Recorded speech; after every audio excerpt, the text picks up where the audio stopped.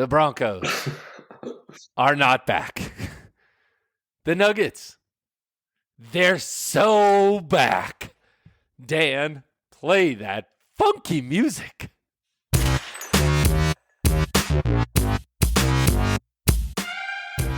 Welcome in to another episode of the Lucifer Brothers. I'm your host, Kyle Poland, joined as always by my brother and partner in crime, Ryan Poland.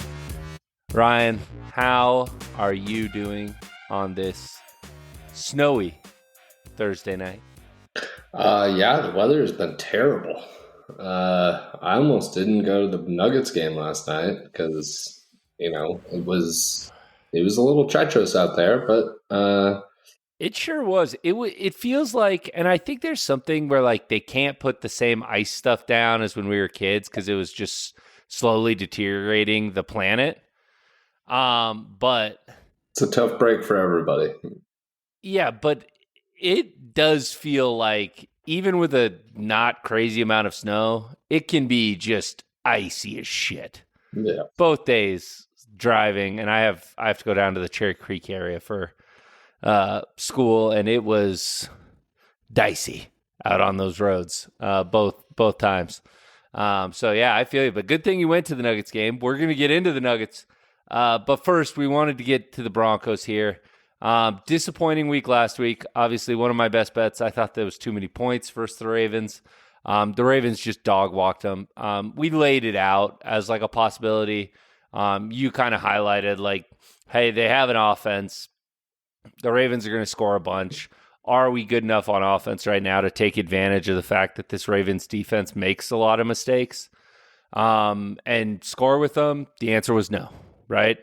And there were absolutely makeable plays, right? Like you think about that fourth down they went for, you have Trey Franklin 3 steps ahead. Like you have to make that throw. Like that's a touchdown. That's a different, not to say that like we make that play and we win, but like there were plays to be made that were just like execution of the plays on offense where we're just not quite good enough. Even despite them not executing on some of those plays, it was like, they were hanging around the game. The final score was not competitive, and it didn't feel competitive for most of the third and the fourth quarter. But at points in the first and second quarter, I was like, the right before halftime, giving up that touchdown, it was brutal. Immediately was what you cooked. Yeah, you just because it's like it's just double, right? I mean, you heard Romo say it on the broadcast. He's like, the last time Bo Nix had the ball, it was 17-10, and he's getting it, and it's 31-10 now. Yeah, it was like, yeah, that's pretty brutal, man. So disappointing effort. Don't take tons away from it defensively there. One, it felt like maybe we were a little too focused on trying to use the old strategy versus Lamar of like, hey, just rush for, play contain, and he's not smart enough or good enough or accurate enough to just pick you apart. And new Lamar is absolutely good enough. He can do all of those things actually really, really, really well. Like, and it's actually hell to cover Zay Flowers and to have Mark Andrews running around out there and to have Bateman and all those guys. Yeah, I mean, we said it in the last podcast, like coming off of the Panthers game when we were talking about the anytime touchdown bets, and I was running through the odds of those two things, and like we said it then, it's just like it's so many weapons, and then you have Lamar at the helm, and it's pretty filthy. I mean, we just watched it again live. Like we're recording this Thursday night, we just watched him come back at 14 down and dice up the Bengals defense, who was holding him, stifling him in the first half. So he just feels like he's sort of on a Jokic type of level right now where everything is slowed down to a point where like it doesn't really matter. I mean, he threw that. You might confuse him for a little bit, but eventually he's just going to get figured out. Yeah. He threw that ball tonight where he literally tossed it and then he held up 3 fingers Steph Curry style and started running towards the sideline before the guy even caught it in the end zone to go up. And I'm like, you are filthy, dude. Like that is, and it was a jump pass on the move. Like it's Bo Nix would never. But Lamar's out here like, this is boring, dude. Like, come on. Well, but Lamar, I've never seen him box out a defensive back for a touchdown. So I think I texted you guys in the group chat when it happened that I think Bo Nix might be our second best receiver, and I mean that. I don't think it's I don't think it can be ruled out. It's not good. Who's that guy we cut? Why did we do that? Well, Tim Patrick, and it's the dumbest thing that's ever been done. It's we can't let that go unnoticed anymore. Like this team might be good, and we just literally released a weapon. No, it's also just like, it's one thing if a guy is like, hey, I'm older, I'm not gonna put anything out in the media, but like, I don't want to be here, dude. Like, I'm trying to win a title. I would appreciate it. Where is it? Let me go. He got picked up by the Lions. Oh, fair enough. Yeah, so he's having a great time. But that didn't seem to be the case. And Tim Patrick talked about loving it here. And the wide receivers talked about what a leader he was in the room and what a great presence. And I think you're at the stage in the rebuild now where if you're the Broncos, you know what? You got to overpay some Darrell Arthurs. You got to overpay some Jameer Nelsons because they're professionals. They've been there. They've had success in the league. And you're saying, hey, you know what? We are going to give you an extra $1 million to be here, even though we know on the field is not necessarily where we're looking for your contributions to be made. We're looking for you to show our young wide receiver room. We're looking for you to show Troy Franklin how to be a professional. We're looking for you to show this young talent how to work, how to be successful in this league, and set a culture. And then those guys carry it forward and you can maybe have some success. But yeah, the Tim Patrick thing, talent-wise, didn't make any sense. And then also culture-wise, doesn't make any sense to me when everyone talked about work ethic, great leader, building up guys, always willing to talk to young wide receivers. It's my favorite part about seems unbelievably off seasons is when we re-signed DeAndre Jordan and everybody loses their mind. They're like, he never plays. Like, yeah, you guys are idiots. It's like he's not on the team to play.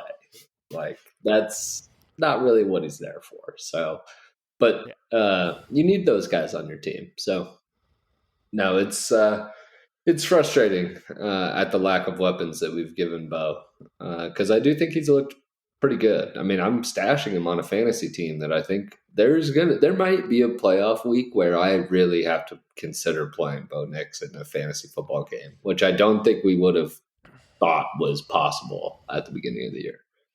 No. Obviously, he had the one pick. It wasn't necessarily his fault, but it was the classic overexcited rookie where you roll out and you just throw the ball 1,000,000 miles an hour. And you're like, hey, you don't actually have to throw it 1,000,000 miles an hour. He's 4 yards away.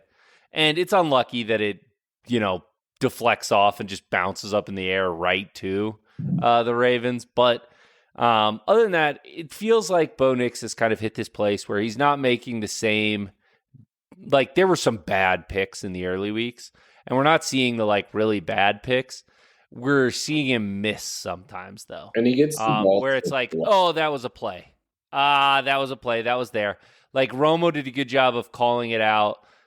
There was one 3rd and 1 where he was like, hey, you put this guy in motion to get a little space and you only need a yard.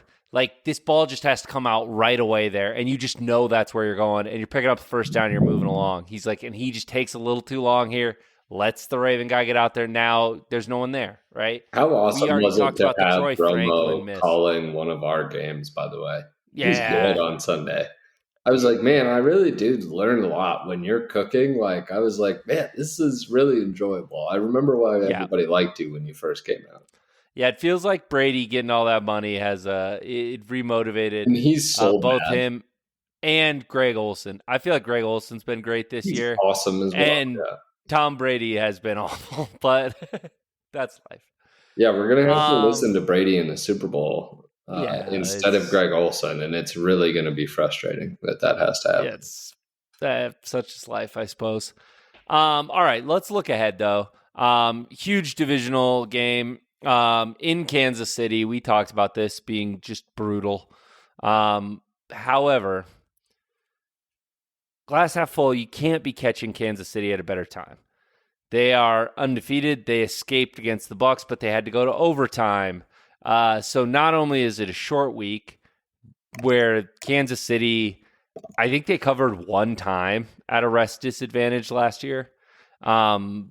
Obviously, this is a team that has played more games than the rest of the NFL the past 2 years because they won the Super Bowl.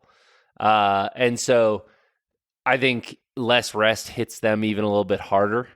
You also have some older guys over there in Kelsey.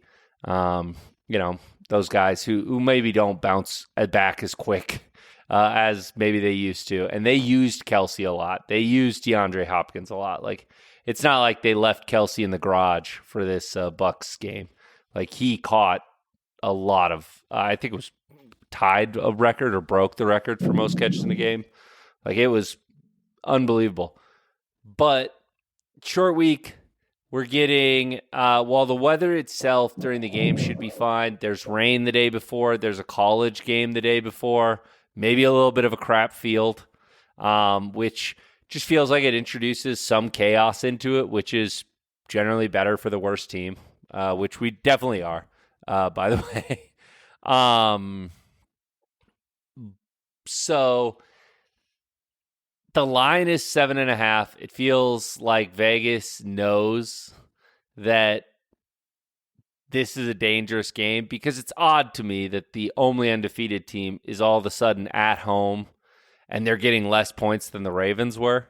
And they're begging you to tease it. Like, it's that, and I don't know if anybody's been paying attention, but those things that they're begging you to tease have not typically been working and out. You're coming off of just an unbelievable run for favorites. Like, the favorites straight up last week. Yeah, the last 2 weeks, I think. Unreal. Yeah. Like, it's a historic clip that they're hitting at right now.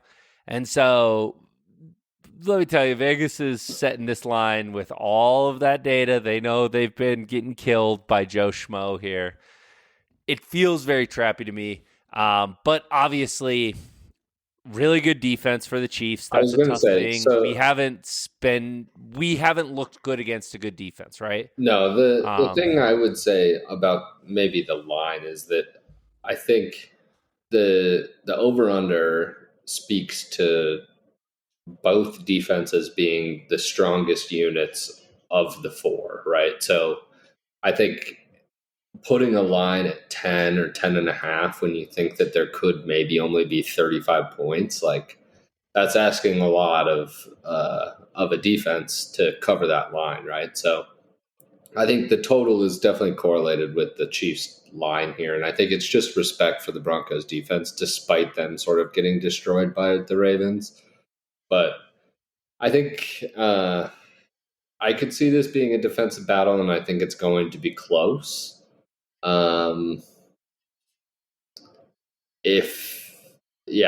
7.5, I'd take the Broncos line probably just to get it over a touchdown. But you know how I feel about pregame betting on lines. So yeah, this it's weird because the discourse around this Chiefs team is like, oh, they're back. Like, wow, they stole Hopkins. This is unbelievable. And I'm like, yeah, Hopkins played really well and had some big plays. They still needed to go to overtime versus a Bucs team that didn't have Godwin or Evans. And like, they haven't really had a dominant victory all season. Like, they haven't really looked super impressive. Mahomes probably looked the most comfortable he has last week. But, like, this is still a guy who has already thrown 8 picks. Like, this is not, some juggernaut offense in the same way that we could kind of see that train rolling through. And I think mud fights are inherently just more volatile, as far as it's always going to be close, right? Like if you're just always in the mud, yes, you can keep it close with any team as well, but inherently you're in a mud fight, and the Broncos are more equipped to be in that. With, as you said, the defense is still the strongest unit on this team for sure. Rather than a team that they're like, hey, we're putting up 30 no matter what. Like the Lions, for example, they too would be a very bad matchup, even though they too have holes on defense, especially with Hutchinson gone. Yeah. It would just be like, hey, we're going to score 30 no matter what. And we'd be like, oh, we're not going to do that no matter what. Your defense is really good, but it doesn't matter, unfortunately. So we're going to put up points whether you're good or not. It doesn't. Yeah.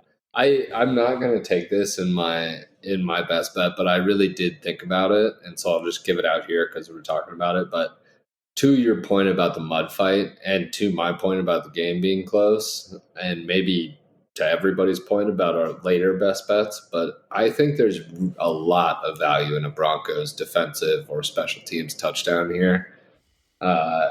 It's plus 475, and this is just screaming for a pick six here. The defense has been really good, or a strip fumble. I could just see that in this game, and so I think there's value in it, despite it probably not seeming like it. When I say plus 475, I think it's kind of properly priced. Yep. All right. Prediction time here. What say you, Ryan? You go first. Final score. All right. I will. Broncos 20, Chiefs 17. The undefeated streak ends here. I think the Chiefs have been playing with a lot of fire here. I think this short week gets them. I think the Broncos win this game. That does not mean that I think the Broncos are better than the Chiefs, blah, blah, blah, all the caveats in the world around it. If you told me the Broncos lost this game, I'm not going to fall out of my chair. I'll tell you that. It would not have been like if you told me the Panthers beat the Broncos or something. Yeah. I would have been like, oh, wow. What happened? Yeah, okay. But I believe that this is going to be a Broncos win.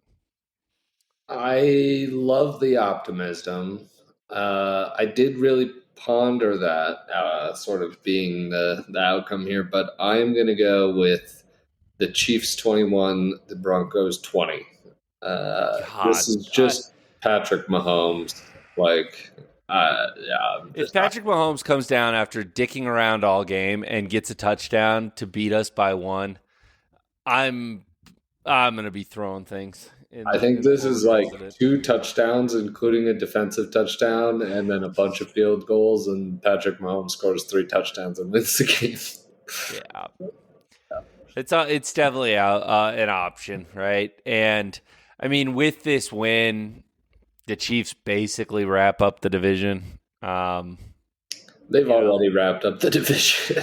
I mean, on some level, but also like the Chargers are still somewhat lingering, that like a division loss to us puts it back in a bad one where you're like, oh, you lost one you shouldn't have. Now you still have to play the Chargers again. Like, I think we're going to pick one of the Chargers but too, though. We're going to ruin both of their, we're going to be toying with them the whole season. So playing spoiler. Got them right where we want them.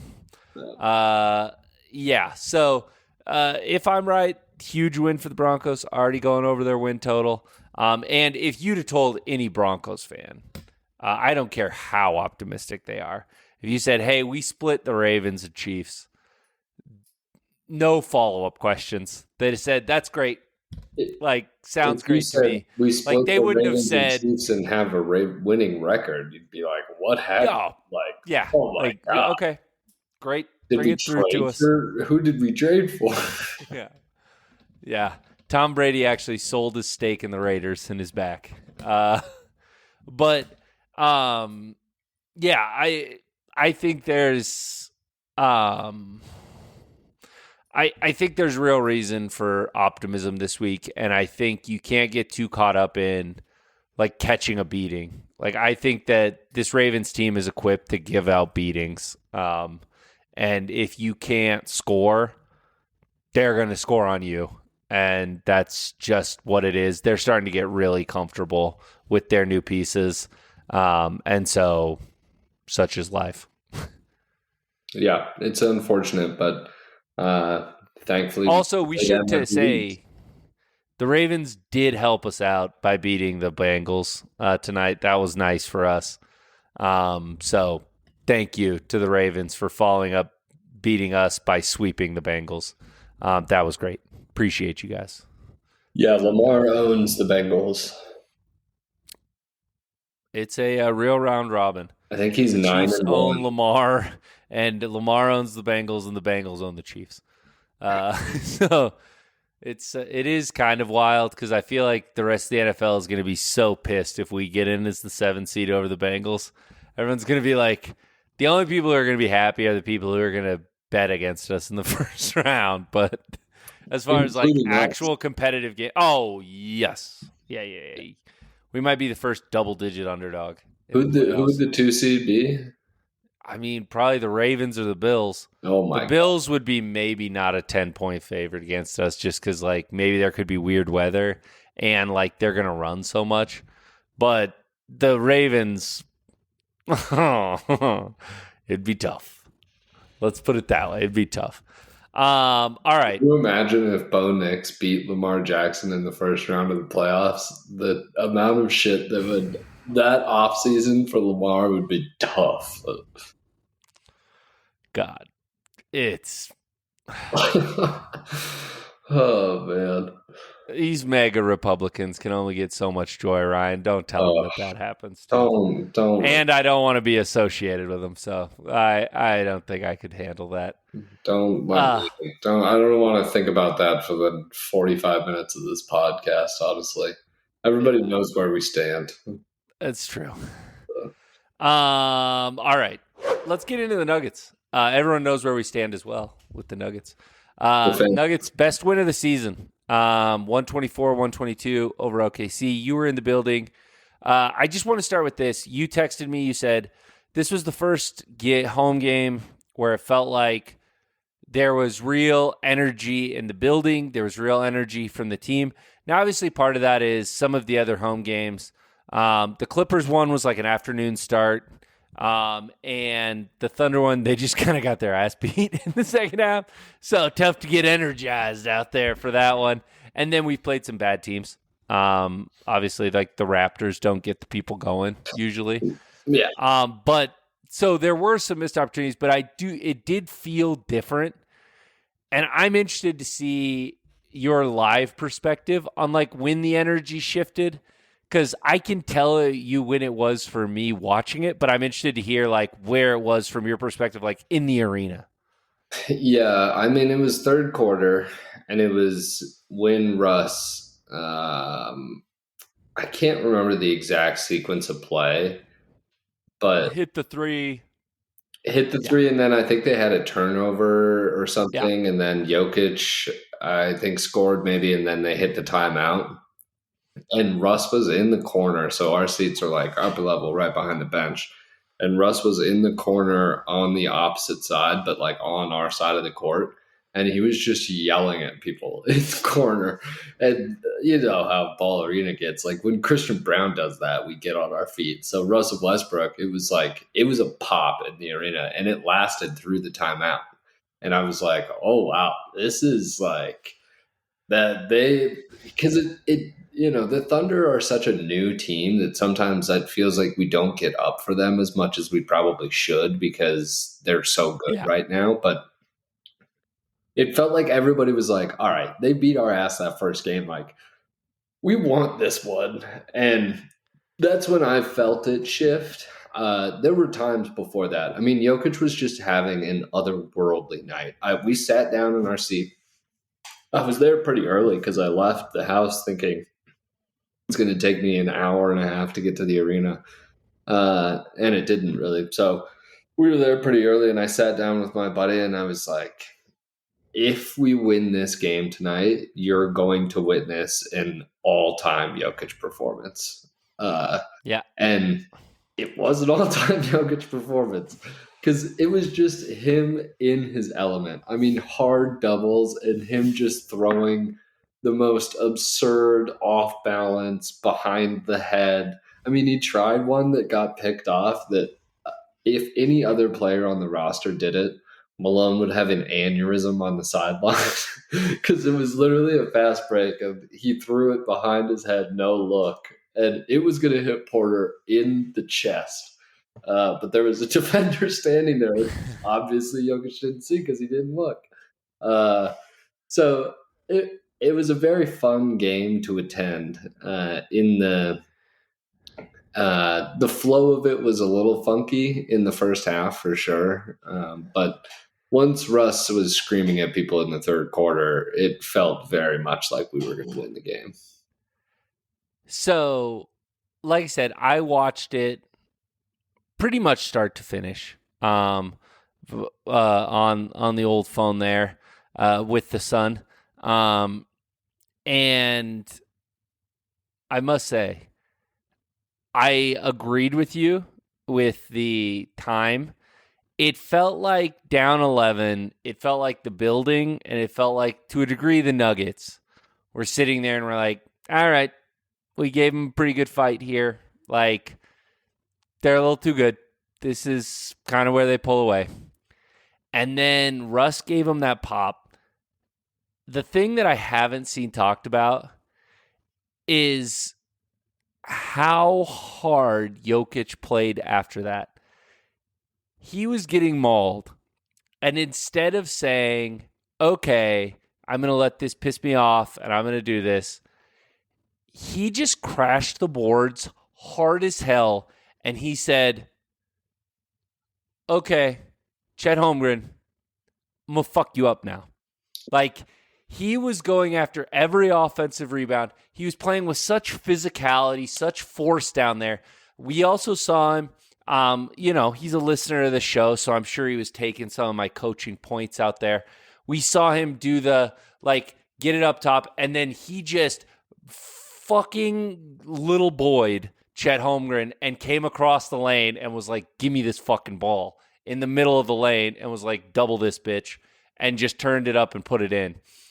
The running hook shot where he was basically falling and he puts it in effortlessly, like not on a bank, just like nothing but net.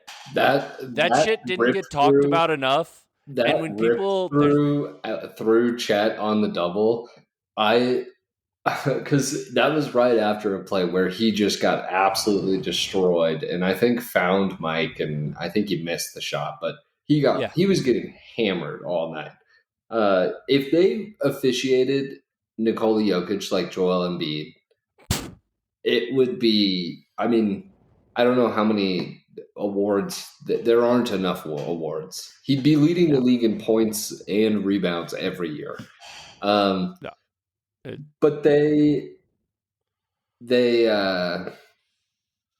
that rip through, I looked at him, my buddy, and was like, he is so mad right now. Like, he never does that stuff where he could always do that, right? Like, it always feels like he's making the right basketball decision because 3 is more than 2 when he's kicking it out to the shooter in the corner or whatever. But like, it always feels like he could just turn around and shoot the ball anyways, and it would go in 90% of the time. So he's on a different level. I don't know what his MVP odds are, but it's plus 550. It's time to start betting it. Like, I mean, these stat lines are absolutely stupid right now, by the way. It's I was doing a little bit of research because last night particularly reminded me of that 2021-2022 season when Jamal got hurt and then Mike got hurt really early. Mike only played 9 games. So in preparation for the podcast, I did a little bit of research into our lineup data from that season, and I'm going to give you a little pop quiz. So you might be able to guess this, but what do you think is the number 1 5-man lineup that we played that year? Okay, Monty at the point. 2021, so we had Gordon. So Gordon in there. Um, now, Jokic. yeah, of course, Jokic. Did we still have Barton? I feel like we had Barton. Barton in there. Who the fuck did we play out? Jamichael? Yeah, good for you. Yeah. Atta boy. That was impressive. So the second most, remember I said that Michael played 9 games, involves Michael Porter. But the real point that I want to get to is that we won almost 50 games. We won 48 games with this lineup. And Jokic is 10 times better than he was in 2021. So I think I'm at the point where I don't care what our supporting lineup looks like. Like, yes, it's going to infuriate me because it should be better. But Jokic can turn shit into gold of any sort. I mean, we were playing Austin Rivers and Will Barton and Monte Morris together. Uh, the fifth most played lineup that season. They played 112 minutes together. DeMarcus Cousins, Bryn Forbes, Jamichael Green, Bones Highland, and Austin Rivers. Mm. That's Buckets. that was a lineup that we had that we played a lot of. So Sounds I like just 50 think, wins to me, baby. Jokic is maybe underappreciated even by us Yeah. who watch him every night. So I like to look back at things like that and be like, he won 48 games. How? With Yeah. what? Facu Campazzo? No. uh, It's unbelievable. So the thing I wanted to talk about next is obviously this was the Westbrook game. We talked about his energy. We talked about all of that. I feel like all that happened was his finishing was a little bit better this game. Like, it's not like he got different shots. I think we discount that first game because we just played about the stupidest game plan that I could have imagined someone coming up with. Like, we were like, hey, can you play off ball, Russ? He was like, I mean, I can, I guess. And I mean, we've abandoned it so quickly that but since then, I feel like Russ has, number one, he's had some other big games, but two, it's like he still can get to the rim when he wants to. It's just some of those finishes weren't quite there, or he got shots blocked or whatever. And it feels like it's just, maybe it's, early season rust, whatever, but he felt like he just finished better. And that was the major thing. Obviously, the 2 of 3 threes is great, but he only took 3, right? Like, it was just constant pressure on the rim, constant aggression, constant stuff. And the Nuggets take the most free throws in the league, and I don't think Russ is a small part of that. Because even if it's not on shooting plays, it's him picking up fouls. It's him putting pressure on people, and all of a sudden you have to pick up a foul there, and that's tough for him.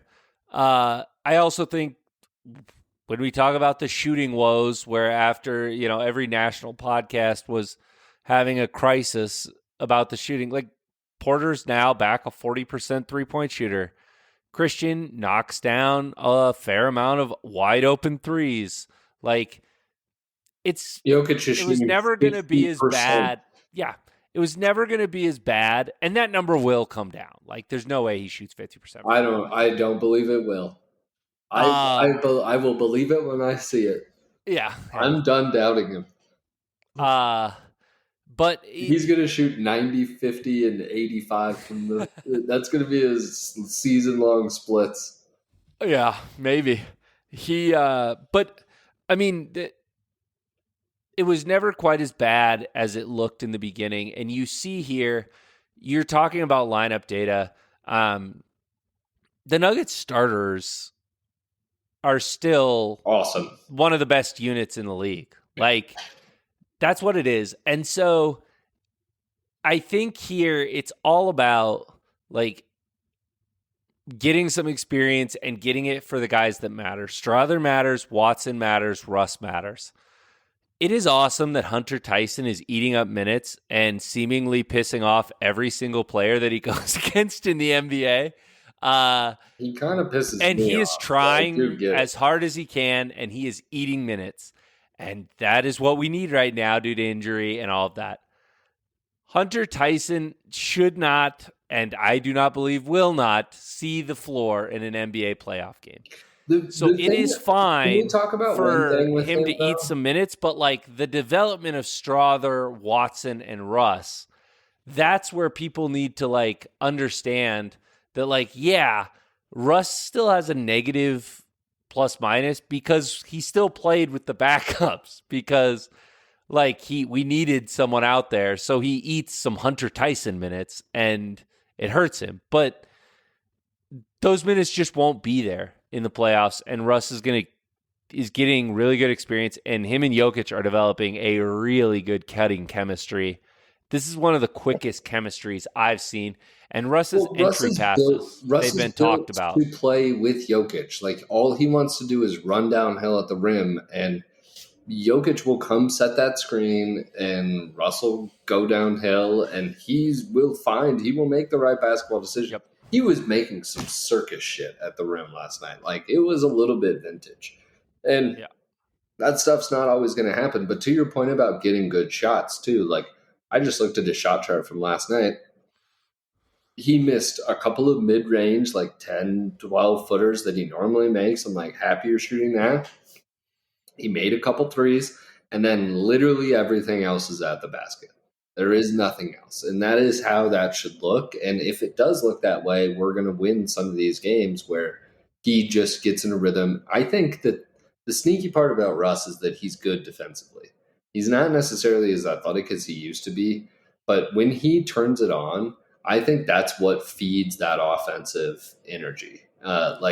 When he's actually gets a little bit pissed off on defense, that's when that energy starts to flip on the offensive end. He's going to make stupid mistakes. Like, he's not perfect defensively, but when he's really trying hard, you can see it and you can feel it on the other end too. It transitions. And we've talked about it. He's a good on-ball defender. Like, he has always been, even like when KD came back, when Russ was guarding him, like Russ was doing well there. He just gets big. You can't move him. He's insanely athletic, and he's very quick.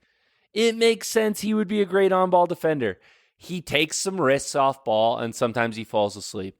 One thing Malone has done a good job of putting him on a guy with the ball. Like, because he's getting to play true point guard, he's getting to guard on the ball a lot. And Russ on the ball, to your point, is good and brings energy and will get you a turnover, get you deflection, will talk some shit. He will piss somebody off too. Yeah. The thing I don't understand about Tyson is, isn't he supposed to shoot the shit out of the ball? Yeah, I think he's supremely unathletic is what I've noticed. It doesn't appear that he can rise and fire. Like, I can't remember an open three he's passed up like last night, but it's just like obviously, let's be clear here. Ryan and I are not advocating for us to run the second three unit to get Hunter Tyson threes. But if he's standing I haven't seen him get the open ones, but like, he can't just Michael Porter rise and fire and be like, "Oh, you're small." I'm like, I feel like he's always on the wing, and I'm like, why not put the guy in the corner? I know I just don't understand. Yeah, but he was fine last night, right? Like, he was doing exactly what you wanted him to do. Now he's playing insanely hard, and these are big bring minutes. some juice. These are big minutes eating for those guys, and Strother, like, it's kind of not up or shut up time. Like, these are minutes that you should be taking advantage of, because you're gonna, if you don't show it here, we know what's gonna happen. Malone has shown this over and over and over again. He's gonna get buried. Like, You're going to get the Zeke Najee treatment pretty soon if you don't. I mean, not pretty soon. I don't think Strother's going to get – I don't think Strother's minutes are in danger here at all, just because I think we don't really have needed anything shooting too much. We don't really have anything to put out there anyway. So, but Calvin Booth made sure that we have to play him.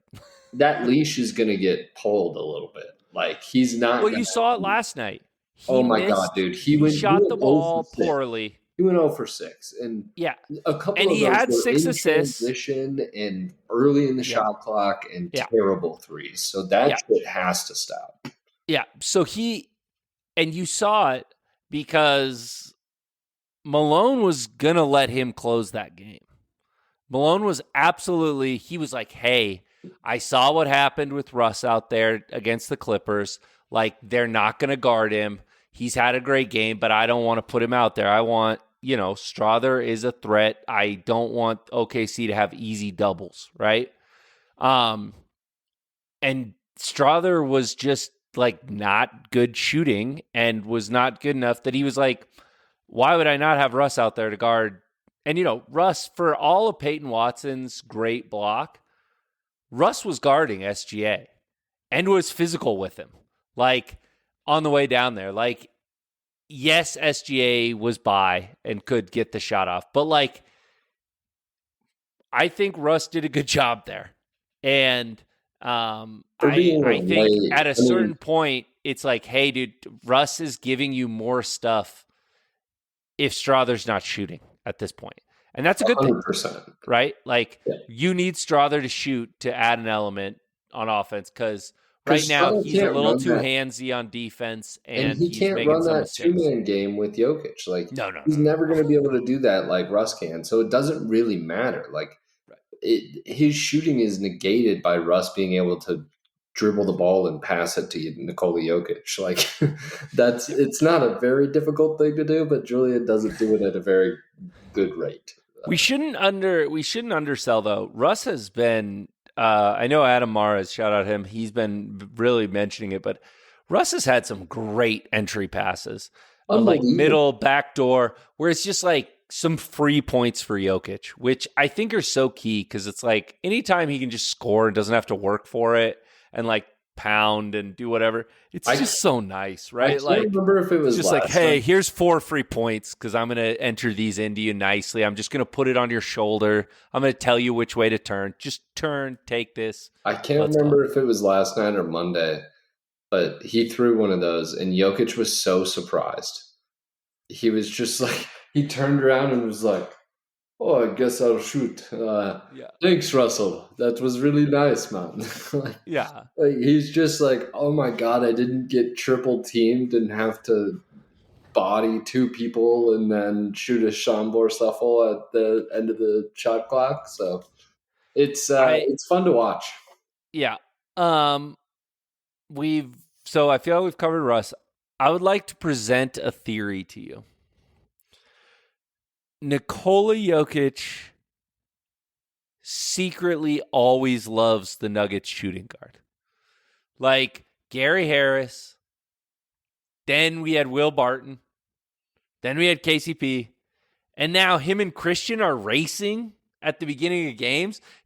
They're talking about how funny he is. Christian says he texts him. What the shit? I didn't think Jokic had Christian's number last year. Like, now he's texting him. Jokic has something with the shooting guards where he is just, and I mean, obviously they get a lot of reps naturally with our dribble handoff in the offense, but man, the chemistry there and the ability to force Jokic to get that instead of being comfortable with Gordon, being comfortable with Murray, and just being like, I'll just get them shots, right? I think it's going to pay dividends down the road because Christian is a real threat.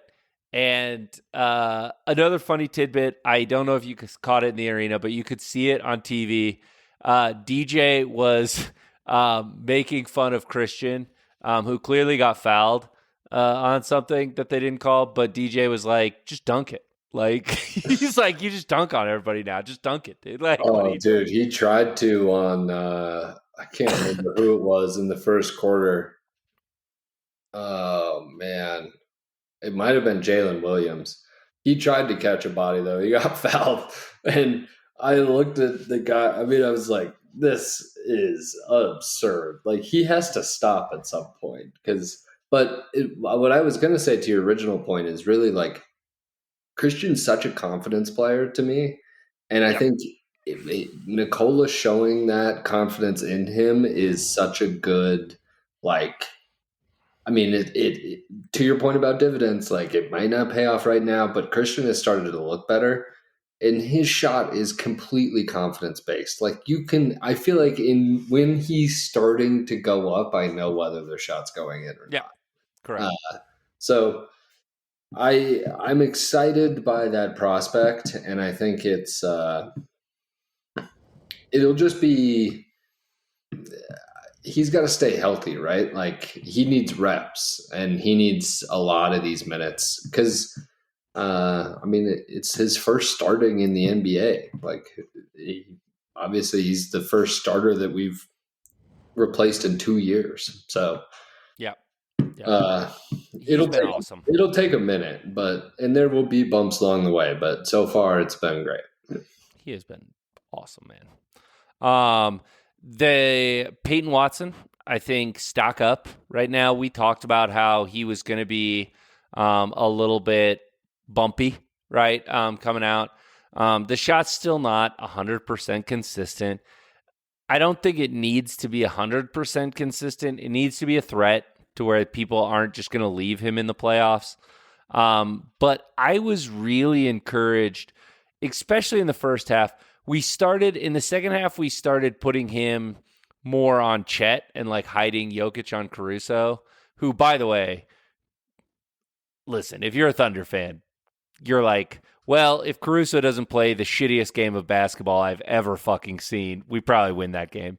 And you're not wrong. All right. Caruso was god awful in that game. I mean, he just some uncharacteristic things, and he had some good plays too. Like, and I think he's going to be fine as the season goes on. But he bricked the shit out of the ball. So we were able to put Watson on Chet and say you're not going to play through the post with Chet.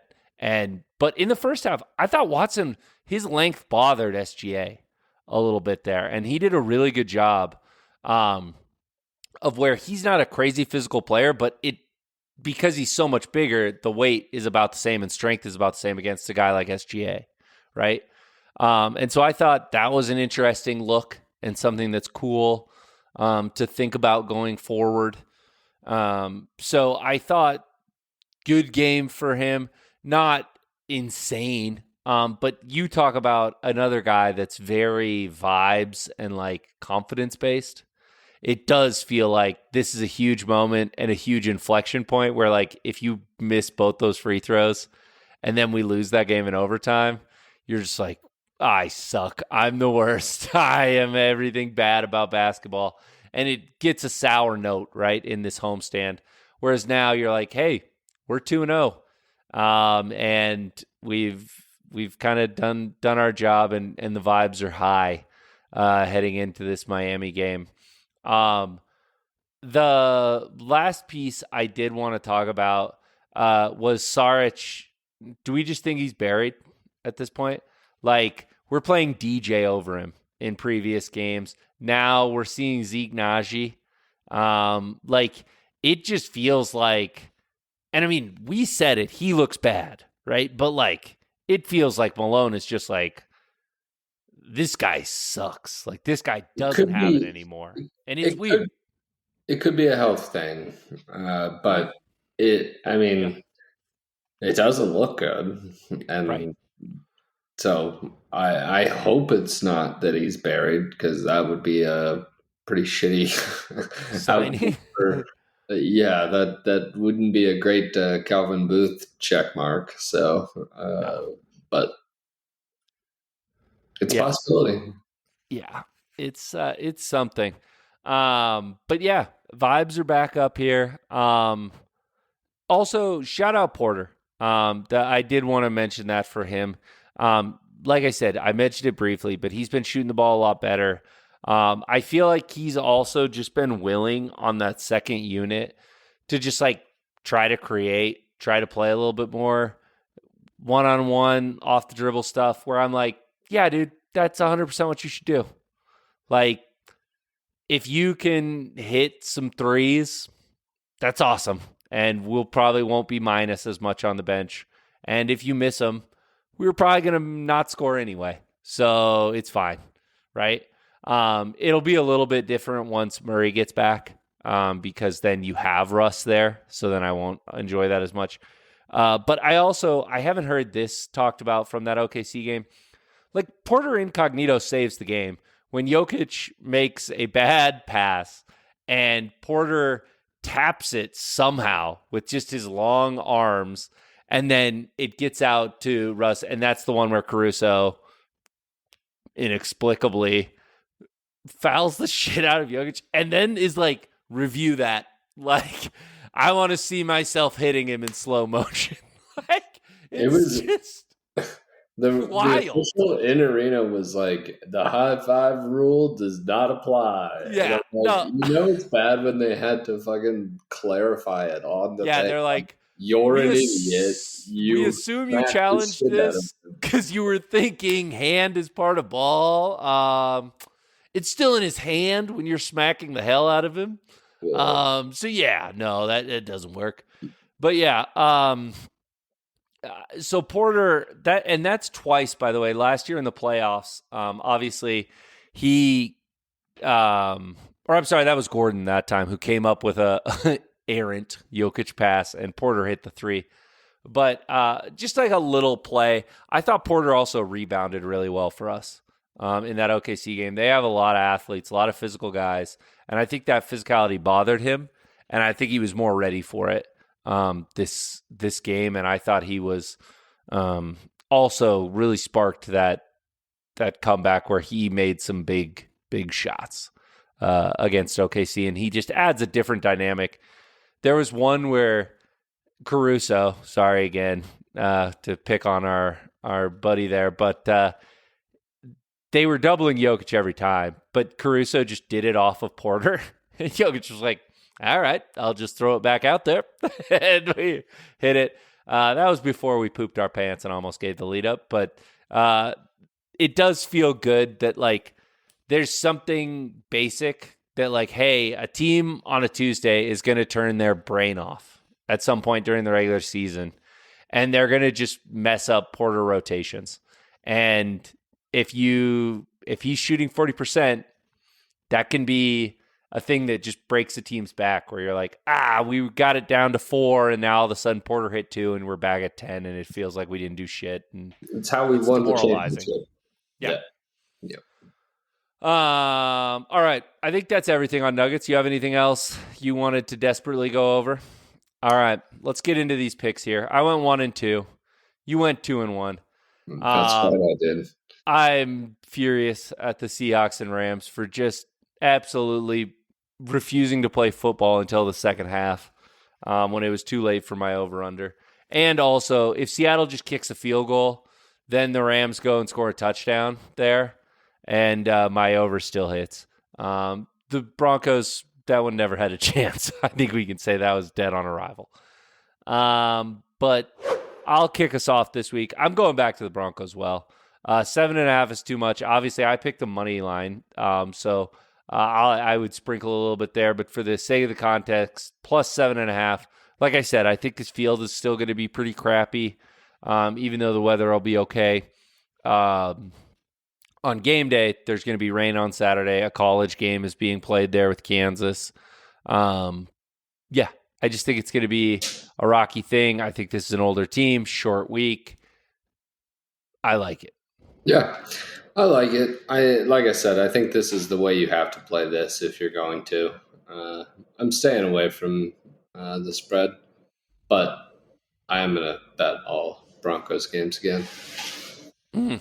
Get in there. What's your first one here, buddy? I'm going to do over 10.5 Bo Nix, longest rushing. or longest rush. It's minus 120. We're just going back to the well. Listeners of the podcast know that this is just a winner. He basically runs for a first down at some point every game. So, yeah, not a lot to add there in terms of context. It's just it's Old Faithful.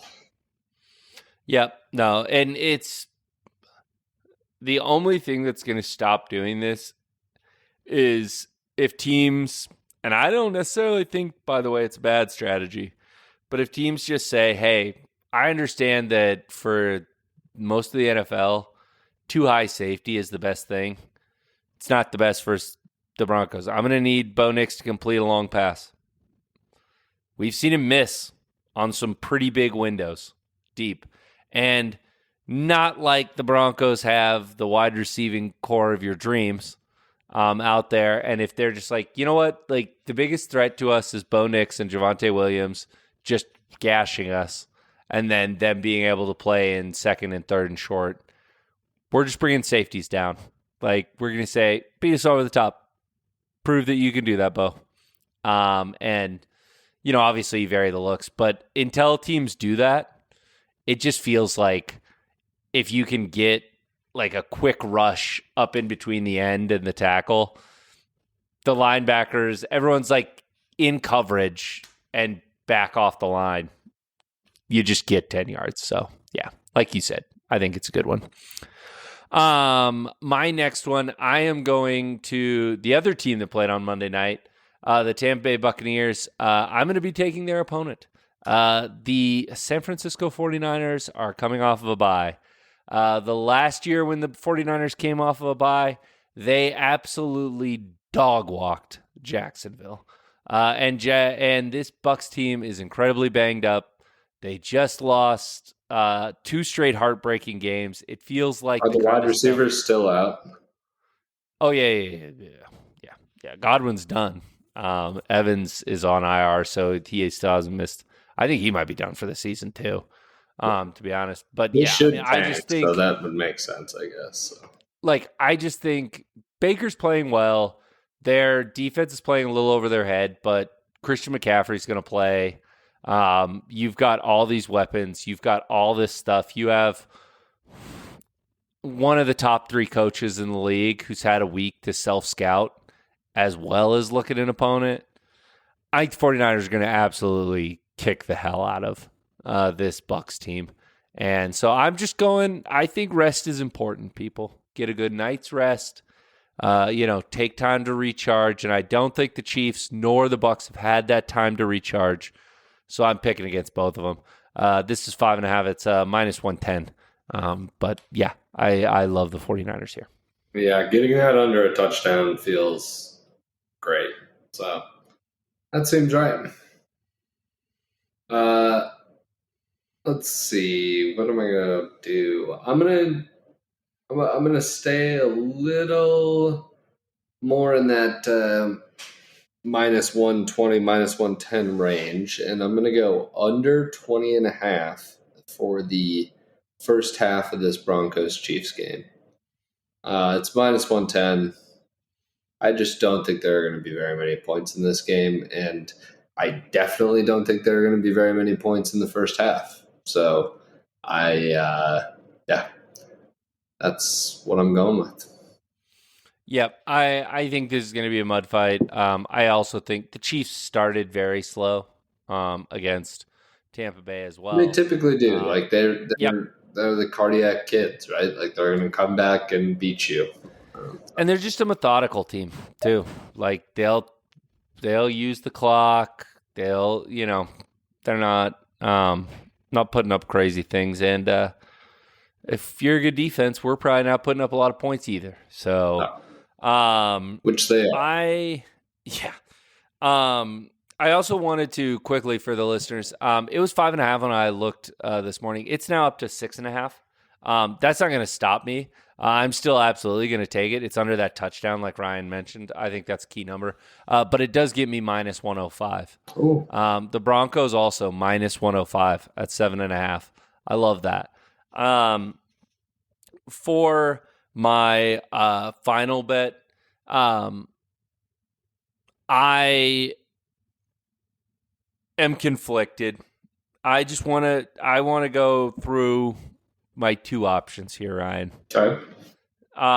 Talk it through with you. I feel like haven't used you as a resource enough. Potentially. I'm here to conciliate you. We're in competition, but the competition is not much of a competition. No. I feel like you can afford to give some honest feedback here. And, if I have a 3-0 week, then maybe you'll be like, hey, you know what? I would like half of the money going forward. And I feel like we haven't really made any stakes here. So, yeah, that is true as well. All right. So we have the Steelers off a bye plus money. Or plus versus the Commanders. We can just take their money line and be plus 126. No. The downside is we're taking Russell Wilson. The upside is we have Jaden Daniels still probably banged up. The Steelers defense is fully rested. And Mike Tomlin as an underdog. It feels pretty good, at home? Right? No, it's at the Commanders. Or we can go with our new coach theory. And we take the Saints plus 3.5, figuring they hated Dennis Allen. Dennis Allen is a moron against the Falcons. The problem is you're betting on Derek Carr. So Russell Wilson and Derek Carr give me a lot of pause. But against Kirk Cousins. Yeah, but Kirk's kind of been slinging that thing. Yeah, that game's probably going to be a shootout. So I don't know. I mean, you are making a compelling case with the plus money again with Pittsburgh. And the reason I was initially skeptical is honestly just because I love Jaden Daniels so much, so I hate rooting against him. But it's probably the right bet. I just don't necessarily want to cheer against Jaden Daniels, but I'll do it for you. I want the podcast to win money at the end of the day. Yeah, it feels good to me. All right, we're going Steelers plus 126 here on the road. We're just going to take straight money line. Like I said, I just think their defense is really good. I think this Commanders defense is really bad. I understand they got Lattimore this week, but I still think they're pretty bad. And so, yeah. I think that coming off a bye is a pretty big advantage. And this team, they needed a Hail Mary to beat the Bears. And then they played a weirdly competitive game last week against the Giants. We're both in the running for the good-bad team. The Broncos and the Commanders are both in the running. Yeah. The Commanders and Broncos are closer than people think. I think the Commanders would beat us if we played, but it would be a closer game than people want to give it credit for because we recently got the SHIT knocked out of us, and they haven't played the Eagles yet, basically, is all that is. Where are you going for your last one? Well, as you alluded to, the competition it's not necessarily a competition right now. So I'm reaching into my bag a little bit on this one to try to make the people some money. And it's going to be a halftime, full-time bet. And I'm going to take the Denver Broncos to be leading at half and the Kansas City Chiefs to be leading in at full-time, plus 600. Yeah, that feels good. That feels pretty good, Ryan. Yeah, I think there's a ton of value in that, unfortunately, but wild amount of value. Yeah. No, it's they just come out slow, sleepwalk the first half. And it's literally 10-7. Yeah. And you're like, Broncos have been embarrassed. It feels like we've been destroying them, but somehow we're only up by 3 points. Yeah. It has the potential to feel like that Bills game, which the Broncos did end up winning during that weird win streak. But it honestly felt like the Bills were trying to lose. Yeah. It would be like they'd drive and then Josh Allen would be like, here's the ball. We don't want it. I'm just going to drop this snap. Yeah. Okay. So, yeah, I don't hate that as a plus 600. If that hits, this competition is going to go from bad to worse. I can somehow go 3-0 and fall further behind. If that is successful. And I definitely agree with you that it's a skewed thing there. We talked about it. The rest, with how the Chiefs have been playing, they're a prime candidate for a trap game here. All right. Well, thank you, listeners of the podcast. We will be back next week. Hopefully, we will have 2 big Nuggets wins. If the Nuggets beat the Heat and then the Mavericks, and we're just sitting here at 7-3, having pissed away games against the Clippers and the Timberwolves without AG and Murray for long stretches, I might not podcast in my pants to save time. I'm gonna. And if we beat the Chiefs, Ryan, I'm gonna live on the podcast place a bet on Jokic to win the MVP. God, he is so good. He's so good. Yeah, plus 550. It's an honor. It's an honor and a privilege, Nicola, to watch. And we at the Blues for Brothers salute you. And we will talk to our loyal listeners next week. Go Nicola and go Dolphins. Bye. Blues for Brothers is a Crab Shell Media podcast.